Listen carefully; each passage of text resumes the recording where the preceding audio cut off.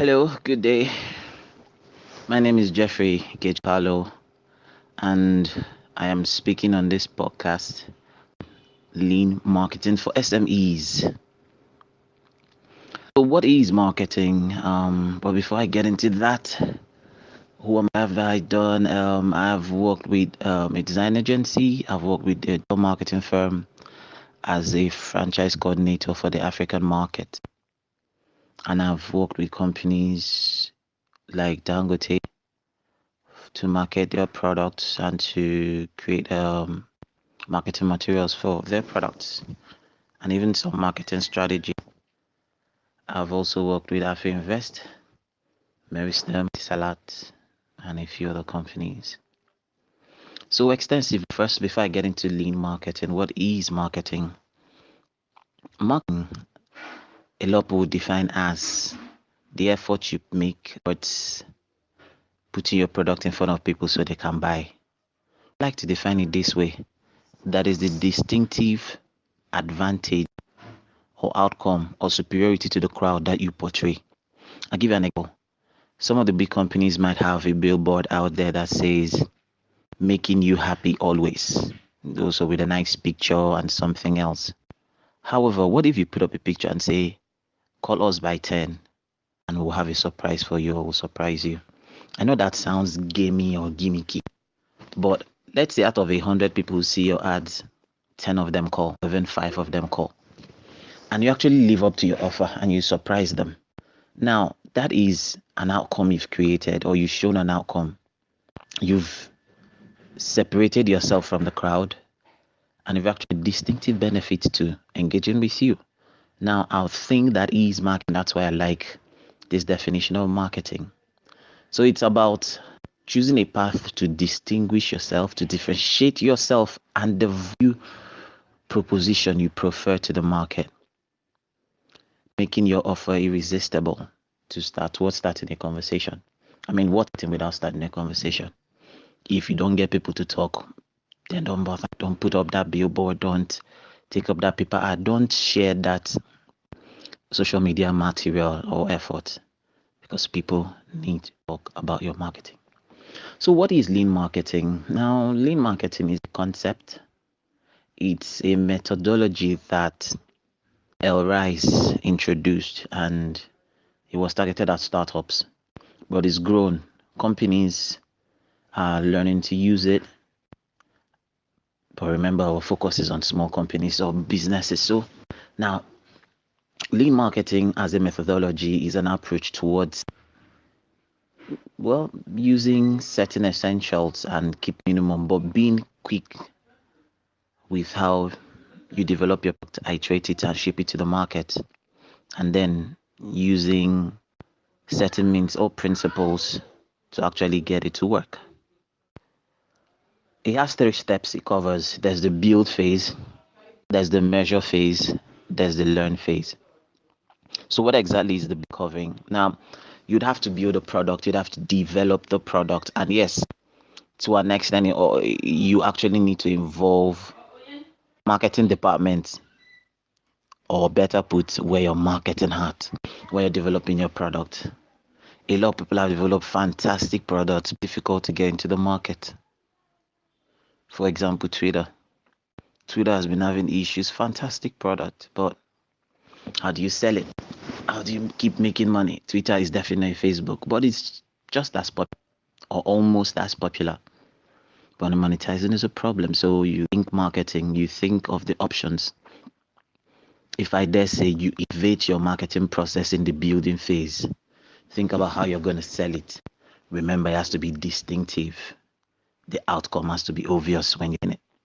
It has to be superior and differentiated from the crowd. Our marketing definition, remember? Then you go towards measurement. Now, this is something I saw quite significant in the realm of digital marketing. And they would say that it's what differentiates digital marketing from traditional marketing. So let's say you put out an ad and 1 million people drove past that point and they see your billboard watching the TV program while the ad is up. But you have measuring is just an assumption. Oh, 100,000 cars it and an average of two people. So 2 times 100,000, 200,000 people saw it. That's an estimation. You didn't have right figures.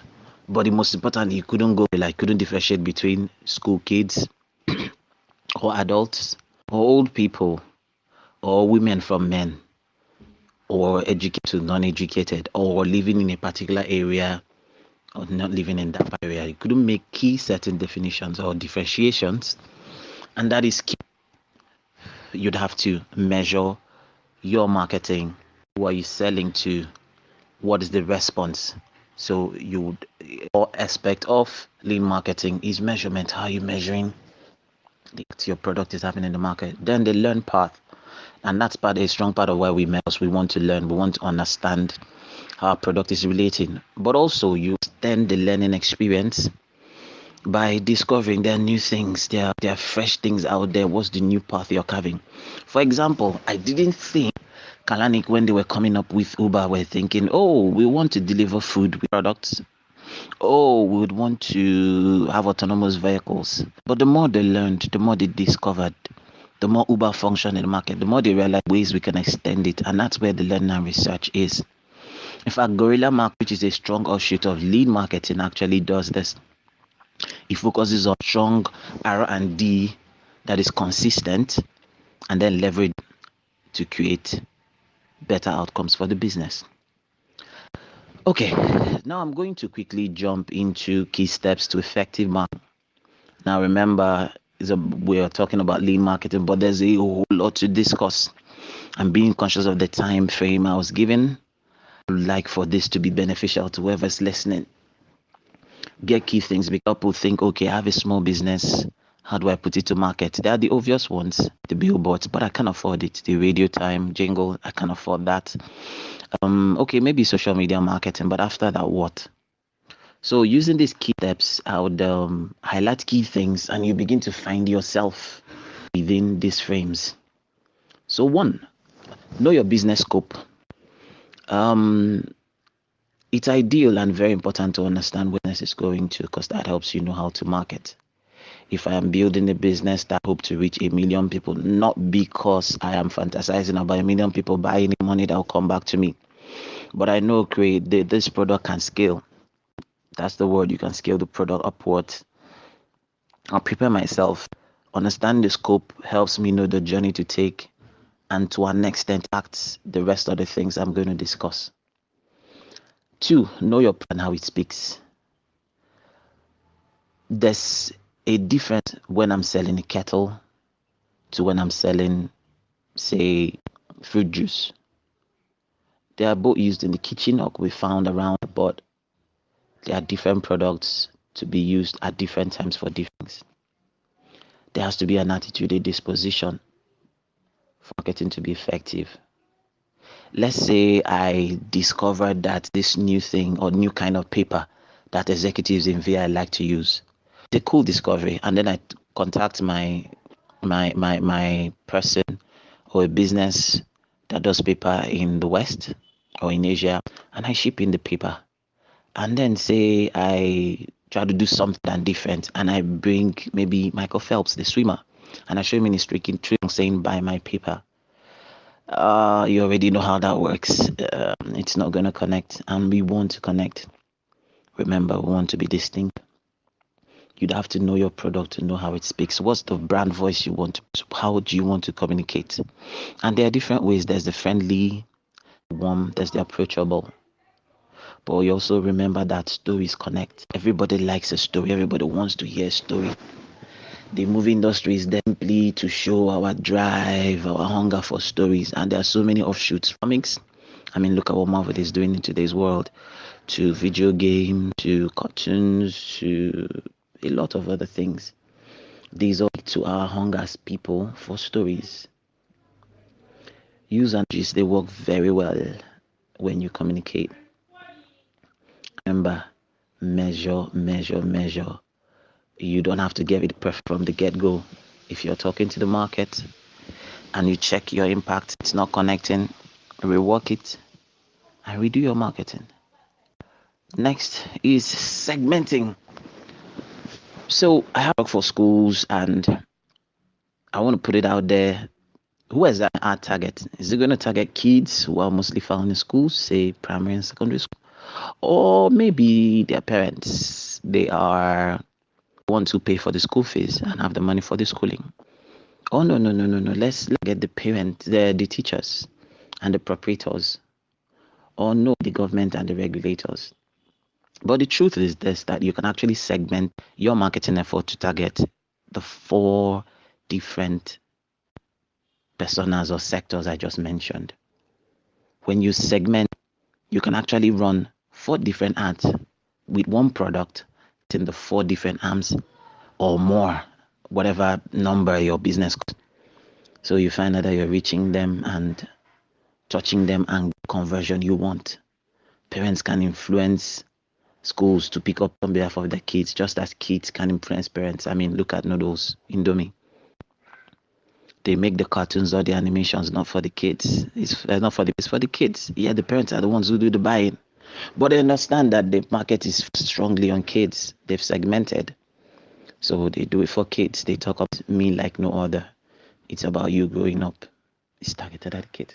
Next is value proposition. What exactly differentiates you? And I would always say, if nothing different, and I don't mean because, oh, everybody is different, we have different fingerprints, or I'm in Lagos while the other people are operating in Abuja. That could be it, but it's not enough. What is the strong value you bring? If that could be found in your marketing, then don't bother.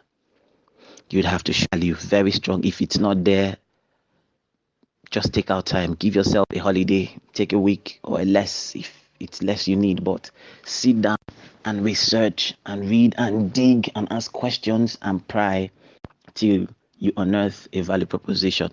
For example, the keyword there is value, and let's say throughout your value chain, let's say it's simple, you're on an agent, and I mean everybody does just about the same things with agencies. So you meet a client, maybe you put up a proposal, presentation, then they say, okay, we'd like to engage you, and then you draw a proposal, send in the cost, and blah blah blah, up until they pick you up. So everyone does it. And the question you have in your heart now is, so how do I show value proposition in this? How do I differentiate? What about your service approach? What about the way you deliver? What if you don't send products like that? You actually deliver flash, maybe color coded flash drives or something. Just do something different that the other agencies are not doing. Just think about that. Then there are channels. The next is channels. What are the channels you're doing? So everybody's on social media. Hey, we have to be in social media. But then that's how you get drowned out. That get lost in the mix. Or everybody's giving out flyers, those roller skating traffic, just dishing out flyers. And the question I always ask is, when was the last time you bought thing from a flyer? Or most importantly, what is even a flyer supposed to do? It's supposed to alert you, make you aware, not make you buy. Oh, that's drawing me into a deep cavern of what called the buyer's journey. Maybe we'll discuss that some other time. Channels, what are the channels you're using? Do you know, I've discovered that seminars are a great place to market your products. And there's this strategy I always give people when they help me. So let me share here. Free. Say I am a web designer and I see a seminar maybe on Eventbrite. And yes, you should use Eventbrite tool I recommend. So you go to eventbrite.com, you look up an event for, say, caterers or people in the food business or bakers or cake makers. And then you show up, you're a web designer. But you register, you show up, maybe even pay the entrance fee, 2K, 3K, and you're there. And then during the breakout sessions, everybody's introducing themselves, having business cards, trying to create network or broaden their network. And you say, oh, well, I have an interest with food, but I'm actually a web designer. And then what do you think will be the next response? Oh, you don't belong. No. They'll turn around and tell you, wow, I've been looking for a web, so on and so forth. And before you know it, you're the go-to person for that lot of people. Yeah, you are one of the few people they know who does that, and they will always refer back to you. So working out your channels, very key, interesting. Moving on quickly, customer relationships. How do you handle your relationships? Yes, a strong part of your marketing can actually be found in your customer relationships. It's been known that current customers provide between 50 to 70% of the sales you have in your business, come on, 50 to 75%, you have to treat them right. You really treat them well to retain them. So think about your customer relationships. How can you push your marketing? How can you be different from the crowd when you handle customer relationships? Your revenue streams, a big one, but I wouldn't spend so much time in it always. What are the ways you can make money? How do you provide a revenue? How do you generate revenue for your business and SME? Now, a lot of times, people get wary of their competition. When they hear competition, they side eye, and they're thinking, how do I get the best out of this? However, you can realize that your competition can actually be your market, and it works really well if you have differentiated yourself emphatically. I've done that before. I've done where I went back to all my competition and each were interested because while we're setting up this educational product, we made sure we chose a sphere. Everybody was digital. We made sure we chose a sphere that was offline.